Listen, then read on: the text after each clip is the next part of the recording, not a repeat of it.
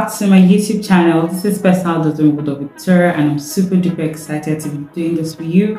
Thank you so much. If you're new to the family, welcome to Personal Development with Dr. Victoria. Don't forget to subscribe, don't forget to like, don't forget to share this content. And you've been part of the PD with V family. Welcome back, guys. This is another week of endless possibilities, like I always say, and this is another week of amazing content. All right, this week we're going to be talking about time management. Time management. To me, 24 hours is no longer enough. As a young professional or someone who is constantly working to develop themselves, you find out that 24 hours, on some days, 24 hours is not just enough. Some days, 24 hours is more than enough. But what do you do those times when you feel like 24 hours is not enough? Or what do you do to maximize productivity on these days? That's what we're going to be talking about in today's video. So don't go anywhere as I bring you exciting content. Alright, welcome back, guys. So like I said, this is PD with V, Personal Development with Dr. Victoria. Welcome back. And I will be talking about time management today. It's like a trick that a lot of people haven't figured out as to how effectively they can manage their time and make the best of their time, basically. How well can I work on myself? How well can I be able to bring results within this time frame? And like I said, 24 hours is no longer enough. You wake up as early as 5 or 6, you prepare for work, you get to the office around 8 or 9, you start your day. You meet up with clients, you carry out duties or responsibilities you were given by your boss, and then lunchtime, you don't even go for lunch, your lunch break, because you feel like if you step out of the office for even 2 minutes, you've lost a lot of time. But then you go to ease yourself, drink water, you come back, you continue working on that one task you've been working on for like forever. And then you work on it, and before you know, it's 4 p.m., 5 p.m., time for close of work. You're stuck in traffic for like 2 to 3 hours. You finally get home, you're exhausted. But no, your boss says you have to turn in that slide tomorrow morning. So you have a shower, you eat, you're back on your laptop, you're working. Before you know it, it's 2 a.m. in the morning, and you have to at least get 2 hours or 3 hours of sleep before the following day. And it's a circle that goes on and goes on for a particular period of time. But now I'm going to give you tips on how you can effectively manage your time such that you can be productive as a young professional, meet the needs of your clients, meet the needs of your boss, or be able to carry out something that you want to do. Now, the very first tip is maximize your time. Maximize your time. Work on having a time frame for every single thing you're doing. Having a time frame, that's what I mean, maximize your time. Have a time frame. So now, last time we spoke about our personal development plans, we talked about creating plans that you can achieve within a particular period of time, what people refer to as short-term goals and long-term goals. Now, when we're talking about time frame, I'm saying for every responsibility or every to-do list you have, make sure you accomplish them within a time frame.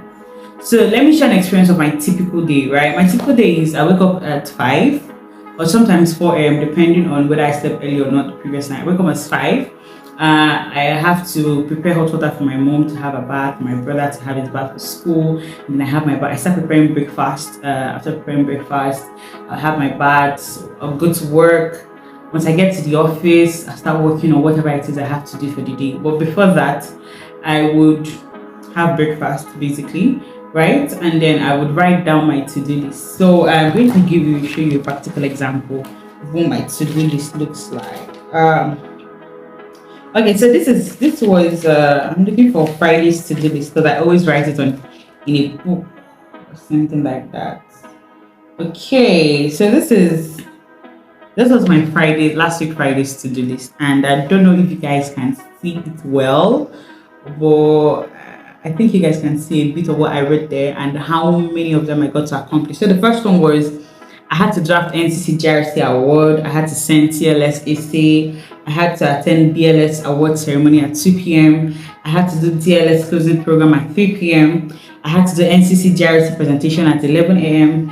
I had to do TLC flyer. I had to do Falas podcast trend at 3 p.m. I had to prepare for Falas conference, and all those things are here. And that's basically my to-do list for Friday, and I achieved every single one of them. Some people, it's very hard or quite difficult to do that. This is what I do. When I get in the office in the morning, I get a pen and I write down what I want to do in the order in which I want to do them, right? And then once I'm done writing it out, I start with one, right?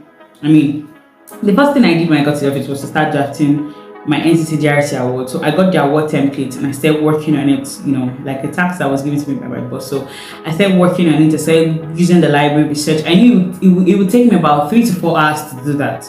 So at the point where I got tired, when you're doing one thing for like a long period of time, you get tired or you get very bored, right? The point where I got tired or bored of what I was doing, what I did was to switch over. So I started preparing for my NCC GRC presentation at 11 because I had 11 a.m. to do my presentation. So I just had to prepare for it because it was the first on the list. And so I attended the presentation. I did my presentation. Immediately after that, I went back to the award writing. I knew I had BLS awards to attend at 2 p.m. So what I did was to try and see if I can do TLC flyer and Fala podcast flyer, like 2 or 30 minutes to do that, right? And most of the tasks you have during the day to do are things you can do within a short period of time. But a lot of us like to prolong it because you get into the office and the first thing you're doing is swiping to Instagram and seeing who is on Instablog or who is the gist of the day. Those are things you're supposed to do on your way to work, like while you're in traffic. Don't just sit and be staring at all the people inside the bus or in the vehicle or something like that. That's what you should be doing. But if you're driving, please, I don't advise you to make use of your phone while driving. No, that's not what I'm advocating for. If you're driving, good for you. Once you get to the office, you have enough time to look at that. Or in the evening, once you get home, you have enough time to look at that. If it's a day that you'll be very busy, please try and refrain from social media. So set a time frame for everything. Make sure that if you're drafting a document, 30 minutes. And if you elapse that 30 minutes, try and work up to ensure that next time you don't do that. Set a time frame for everything. It would help you manage your time effectively. Secondly, maximize your time. The first one was maximizing your time. The second one is you must be organized. You must be organized. Make sure that you have, like, this list is an evidence of me trying to arrange myself and arrange my corner and arrange what I want to do. You must be organized. You must be organized. Make sure that your plans, the things you want to do, the resource materials you have to do or carry out this task, you've been able to outline them. For instance, I want to make use of the library to draft an award. I already know where the arbitral documents are. So I just go there, I pick it up, I go to my table and I start working on that. I'm not just going to pack the whole library and put on my table and scatter it and say I'm trying to. Once your environment is dirty, scattered, not arranged, not organized, your sense of focus will be scattered. And then while you're trying to type out a document or you're trying to work on something, your mind is hazy and distracted by what your eyes are seeing. When I was a child, or rather, now that I've grown up, I've come to learn things that I didn't know when I was a child, right? We react more to things we see than to things we hear. So you could be on your earpiece, right? And you're walking on the road, right? You see that there's a collision ahead. You don't need to hear someone shout, "Hey, there's been an accident," for you to know there's an accident overhead. We react first to the things we see rather than to the things we hear. But it's only in Nigeria that your bus driver is driving, you have earpiece and the driver is doing some James Bond shit. You remove your earpiece to see what the driver is doing. Anyways, so back to what I would say, be organized. Make sure your corner is organized, your table is organized. Be a clean and neat person. It helps you with time efficiency. You really would be asking yourself how that happens until you try it. Have an organized corner, do things in an organized way, and you would be able to manage your time effectively. Now, third, develop efficiency. How do you develop efficiency? Like I said, when I'm working on one thing and I'm trying to do another thing, right? If the time frame for one overlaps with one, I have to switch. If I'm drafting NCC GRC award and I gave myself 2 hours to do that, let's say I'm supposed to submit the award the following day, I gave myself 2 hours to do it today and I did not complete it for that 2 hours, I would not allow the time I'm supposed to use and work on TLC or something else to eat into, for the award time I gave, the time frame I gave for the award, to eat into another time frame for something else. That's not efficiency. That's dragging a long work. And if you continue to do that over time, you will drag a long work that you begin to miss out on those little tasks you'd have done in less than 30 minutes. So if you can do the simple tasks first, better. Handle the simple ones so that you have enough time to handle the ones that a bit, that require more time frame or that are more difficult. So be efficient in whatever you're doing. Be efficient. And there's a quote I wrote here, right? If you are not organized, you cannot be efficient, because you already know where your pen is, you already know where your paper is, you already know where this document is, you already know. So all you have to do is go there, get whatever it is, and start working on it. Time efficiency is very, very important, right? So, like I said, number one, maximize your time. Number two, be organized. Number three, be efficient. Now, number four is very, very, very, very, very, very important. Develop a professional outlook. Now, a professional outlook or a professional habit is something I'm always, referring to. Some people don't know how to be very professional, even with their own time.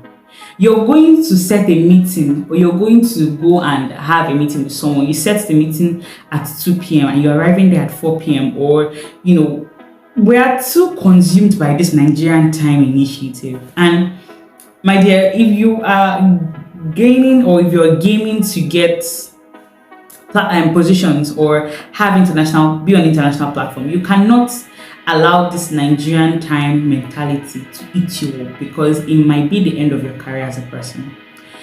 Your client sets a meeting at 2 p.m. at a particular location. You should be there at 1:30 waiting, because there are some clients that are not as patient as some people think. There are some bosses that are not as patient as you think. You say, oh, you understand. I'll tell him that Lagos traffic. Okay, you know how Lagos. You will tell you, my dad will always say that there's no excuse as traffic. You should have left your house earlier. The only difference, or should I say the only strong reason, I'm not praying for it for anybody, is maybe I had an accident or something totally unexpected. I got a bad, or something totally uncontrollable happened. But if it's traffic can be controlled. Leave your house on time. You're stuck in traffic and it will take you about 5 minutes to walk to your destination, but because you are wearing suits, you don't want to walk, you will not leave that taxi and start walking because you're seeing the traffic. You say, after all, my boss will understand there was traffic. My dear, you're losing your professional touch.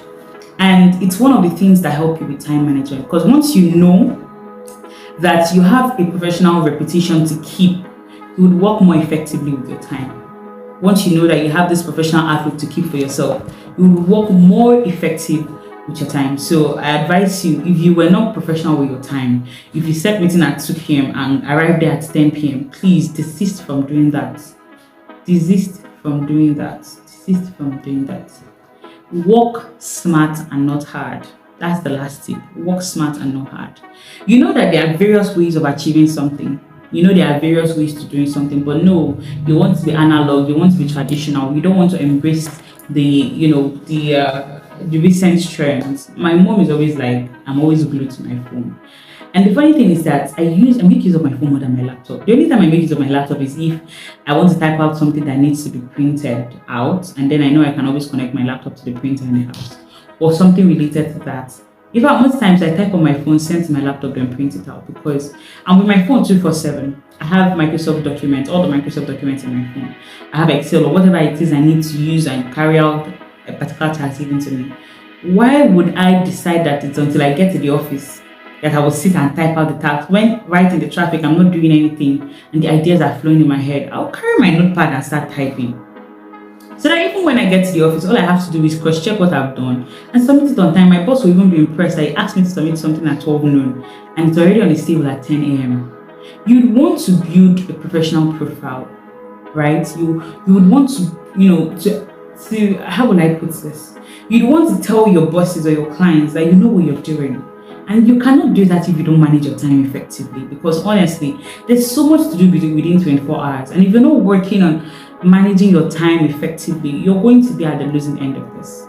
So guys, for today's video, please, I want you to learn how to manage your time effectively. Number one, maximize your time. Maximize your time. 2, be organized. Be very organized. Be clean. Be neat. Make sure at all times your corner is neat and organized. Be efficient. Be very, very efficient. Have a professional outlook and habits. This is from this Nigerian time thing that is eating up a lot of Africans, a lot of Nigerians. And lastly, develop what? Work smart and not hard. Work smart and not hard. I'm not saying you should look for shortcuts, so try and make sure that whatever you're working on, whatever you're doing, you're using the less stressful way to do it and carry out your job effectively. All these are tips to effective time management. I hope you would apply these things and they work out for you. And so that's all for personal development with Dr. Victoria. Until next time, guys. Bye. Don't forget to subscribe. Don't forget to like. Don't forget to share. I keep bringing amazing content your way. Have a blessed and peaceful week ahead. Bye, guys.